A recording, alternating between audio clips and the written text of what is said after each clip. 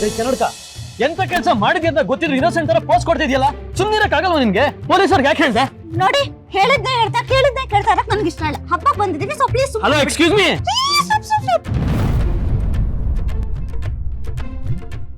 ಸದ್ಯ ಏನಾಗಿಲ್ಲ.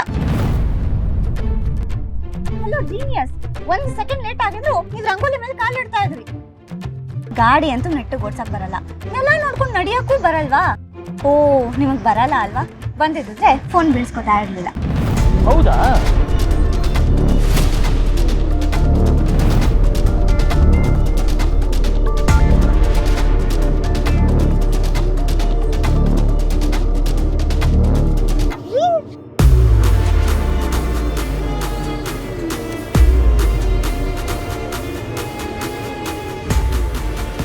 ಸಂಜು, ಏನು ನೀನು ರಂಗೋಲಿ ಎಲ್ಲ ಹಾಳು ಮಾಡ್ಬಿಟ್ಟಿಯಲ್ಲೋ? ಪಾಪ ನಿಧಿ ಎಷ್ಟು ಕಷ್ಟಪಟ್ಟು ಮಾಡಿರ್ತಾಳೋ ಏನೋ.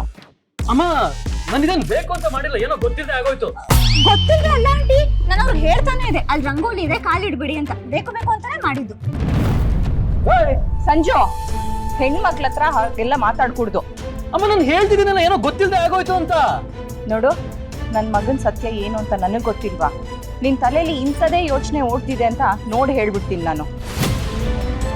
ಈಗ ರಂಗೋಲಿ ಎಲ್ಲ ನೀನೇ ಸರಿ ಮಾಡ್ಬೇಕಷ್ಟೆ. ಅಮ್ಮ, ಇದನ್ನ ನಾನ್ ಮಾಡಕ್ಕಾಗತ್ತಾ? ನಾನ್ ಹೇಳದ್ಮೇಲೆ ರಂಗೋಲಿ ಹಾಕಿ ಅಂತ, ದಾರಿ ರಂಗೋಲಿ ಹಾಕಿದ್ರೆ ನಾನೇನ್ ಮಾಡ್ಲಿ? ಆಂಟಿ, ನೀವು ನಿಮ್ ಕೆಲಸ ನೋಡ್ಕೊಳ್ಳಿ. ಇವ್ರ ಹತ್ರ ರಂಗೋಲಿ ಸರಿ ಮಾಡ್ಸೋ ಜವಾಬ್ದಾರಿ ನಂದು.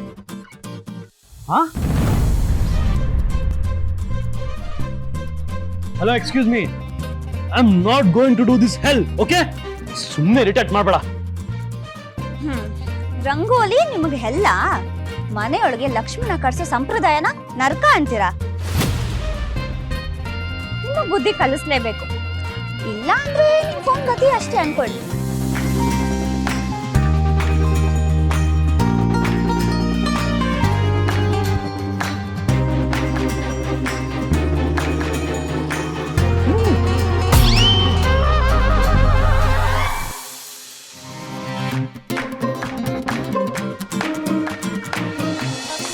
ಹೇಳಿದೆ ನಾನು ನಿಮಗೆ, ನೀವೇ ಒಳಗಡೆ ಬಂದಿದ್ದು.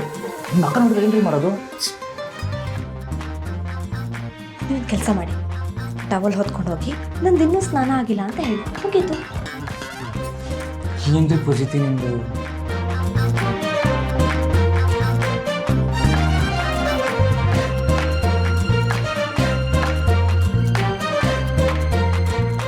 ಇನ್ನು ಸ್ವಲ್ಪ ಹೊತ್ತು ಬಂದೆ. ಓಕೆ ಓಕೆ, ಆರಾಮಾಗೆ ಬನ್ನಿ.